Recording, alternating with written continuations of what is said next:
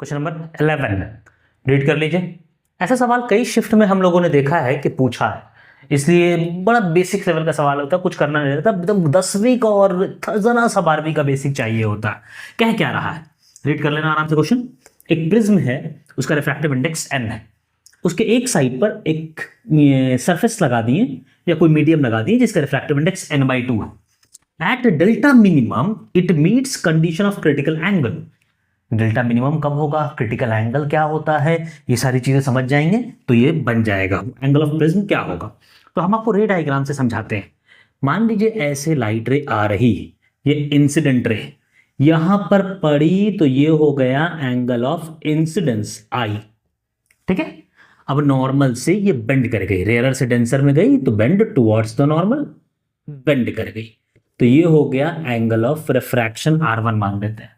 अब यहां पर टकराने के बाद इस सरफेस से ही कर लेते हैं कि ये ऐसे करके ये गेज करता हुआ चला गया, ठीक है। रिफ्रैक्शन होगा ना, परपेंडिकुलर बना दिया, ये सरफेस को गेज करता हुआ चला गया। सरफेस को क्या करता हुआ चला गया, गेज करता हुआ चला गया।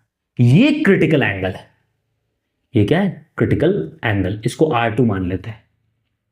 ये गेज करता हुआ चला गया तो ये जो एंगल ऑफ रिफ्रैक्शन बना वो क्या बन गया, 90 डिग्री। ये critical angle, condition of critical angle, ये क्रिटिकल एंगल है, ये R2 जब ये सरफेस को गेज करता चला जाए। Delta minimum it meets condition of critical angle, वो डेल्टा मिनिमम तब होगा, एंगल ऑफ डेविएशन है, डेल्टा मिनिमम तब होगा जब R1 और R2 बराबर होगा। यहां पर का एंगल ऑफ रिफ्रैक्शन और यहां पर का एंगल ऑफ इंसिडेंस दोनों बराबर होगा तब, ठीक है।